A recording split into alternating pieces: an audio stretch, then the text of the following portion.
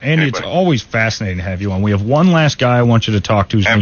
He's absolutely crazy. Oh. Just have to let you know that going in. And he's got some good thoughts. He's super libertarian. Everything's. Oh yeah, no, I'm with those guys. I know those guys. I am leaning that way more than other, but there's a certain level that I have to stop the horse. I understand. Right, and I think goes a little further. But and then where he leaves you, you realize you're just in the right place. Hey, look at that. Exactly. I got no problem. I got no problem going most of the way, but then some of the yellow brick roads a little bit annoying. Well, he got you there though. Yeah. Okay. That's true. That's true. Are you there? Yeah. What's up, guys? All right. You have a very short time with Andy Gause, or you'll drive him nuts. Okay. What's going on, Andy? How you doing, man? First thing I want to know, I just want to get your opinion. How does the IMF play a role with the Federal Reserve? Oh my God. Well, they're tied together at the hip. The idea of the IMF is exactly, What's the IMF? International Monetary Fund. Okay. And it sends in agents to each country and monitors them, make sure they're doing what they're, because, you can really spoil the party if you inflate your currency too fast. Right. Because it sends you out of whack with everybody else. So they send these monitors in, they get their information, and then they report back to headquarters, and that information gets spread around, and George Soros gets a copy, and so he knows that the currency's weak, and he runs in and he raids the currency. So they're like, think of the IMF as the Federal Reserve Organization's pit bull, and they come into a country and snap their chain every now and then when they have to. So they attack a weak country that's trying to do what we're doing. Yeah. You take a country like Venezuela that wants to take control of its central bank, they will go after that country guns a-blazing. Really? Absolutely. All right. You can do anything you want, just don't mess with the money. Okay. That was a good, succinct question. Do you have any more? I'll give you one last one. You want to talk about exported inflation, and maybe people can get an idea of deflation versus inflation. I mean, good God, it's turned into college. It's very easy to flood, the money supply, but people don't realize exported inflation. I mean, even the Federal Reserve admits there's over $1 trillion not even in our United States border. So you should be teaching at the local college. Okay, so here's what he's talking about, right? So we have a worldwide supply of dollars, right? But only 1 in 5 circulates here at home.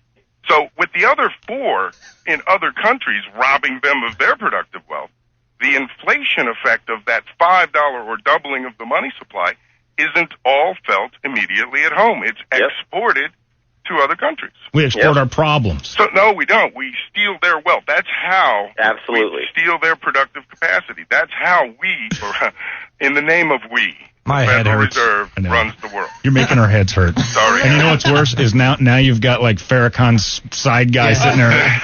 Absolutely, preach on, Andy, preach on. No, it's fascinating, but then you get into this certain thing where I'm just like, I just think I'm too stupid to get this. No, you can get it. Yeah, and so, you think about this, a group of men will sit down and plot to take over a company. We accept that, right? And they'll sit down and plot to take over the political power in a state. They may sit down and try to take over a country. Right. Why wouldn't they sit down and try to take over the world? And that's the thing that people that roll their eyes at that, I'm always like, hey, we're 60 years shy of that happening. Well, we've got it. Dollar Inc.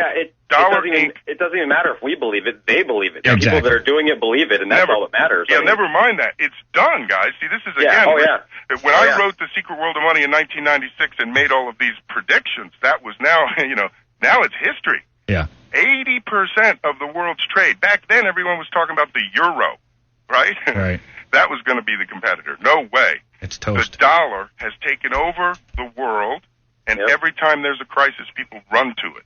So though, even today. Oh, yeah, absolutely. And that's right. And so it's going to have to get a heck of a lot worse before they'll bail. And until they bail, there's really no chance of the hyperinflation that the real kooks are talking about. All right. What you have instead is crippling inflation. 15 to 20% annually is really going to hurt. And you think that's coming? Oh, no question. Okay, so that's just to balance out the fact that we've got double the money. Doubled the money supply. Yeah, so you have to double the price. So the answer is get coinage. Yeah, go coins. Get real money. Yeah, don't get. I mean, that's what protecting your wealth is all about. By the way, it's all about how to get real money. Where do I get this real money? And that's the thing. There are thousands of coin dealers throughout the country that do this sort of thing, and that's what we do. And so all you got to do is find yourself a good, reliable guy that can turn your Federal Reserve notes into real money, and then a safe place to keep them, because now you're your own bank. Right. There's a little hitch in the giddy up right there. That is the fly in the ointment, because if you're not ready to be responsible for your own wealth, don't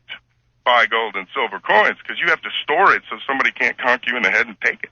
You've done a nice job, and you were very good today. Thank you. Thank It wasn't even a little crazy. Great, but man, I tell you what, Andy, sometimes. Well, there's a lot of stuff when you go deep behind the looking glass, or deep into, man, it'll hurt you. It's the Matrix pills. Yep. I started to take them a while ago, and I'm like, I got to get out of this mess. I'm going to drive myself nuts. Yeah. The thing I always wondered, if you find a treasure ship, and I don't know that this is going to happen to me at all, but just in case, where do you take that? Well, again, let's say that you're digging in the desert and you find a The suitcase Lost Dutchman's filled gold. with $20 gold pieces, each one worth $2,000. There's $2 million worth of them. Call my 800 number immediately. Right. And within 48 hours, I'll have you cashed out in any form you want, and I don't need your Social Security number. But let's say I want to be Andy Gause Jr. I'm going to keep fine. this gold. Yep. Where do I go with it? Open a gold store. All you have to do is, haven't you seen, it's the opposite of what you would expect, right?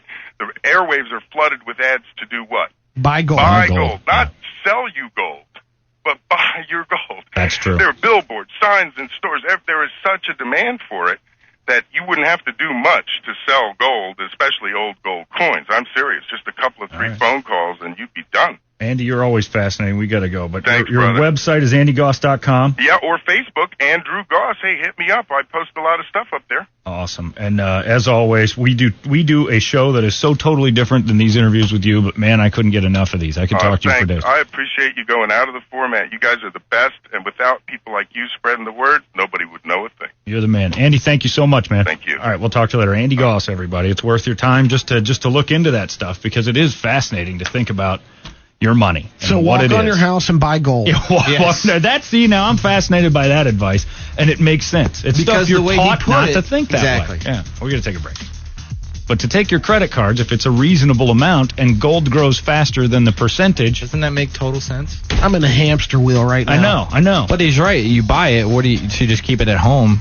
You're not really collecting. And that's a rub. Brady Once you actually, answer your question there. yeah. Brady actually has that one friend that had that pile of gold. Yep. And some inside job on that deal. Next thing, because they knew he had it. He's no longer here. He no longer is with us. So storing gold in your house.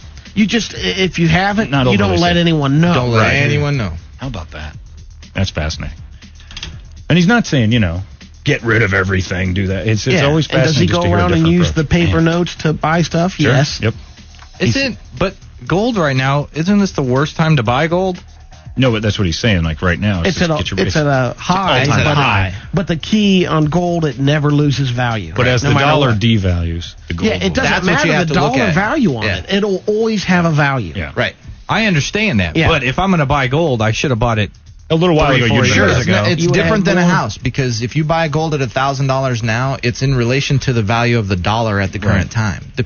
So like if 5 years from now it's worth 800 and you bought it at 1,000, you still made money because of the adjustments for inflation. Right. And Well, he would it's- yeah. probably say, don't buy the gold certificates again, Right. just like the Real silver. gold. It's like the Buy Mercury real dime gold. thing. The Mercury dime was worth what 10 cents used to be, and now it's $1.70. It's the same piece of coin.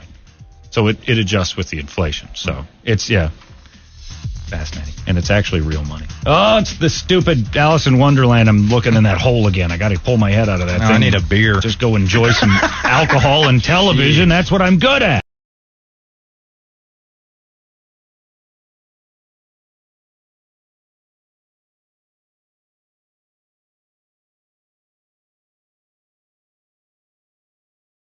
I'll be dead before any of this I think matters. I'm in a hamster wheel right now. I know. I need a beer. Oh, it's the stupid Alice in Wonderland. I'm looking in that hole again. I got to pull my head out of that. I need a beer. I'm in a hamster wheel right now. I know. I'll be dead before any of this I think matters. we I need a beer. Just go enjoy some alcohol and television. That's what I'm good at. I need a beer. I'm in a hamster wheel right now. I know. I'll be dead before any of this I matters. think I we- need a beer.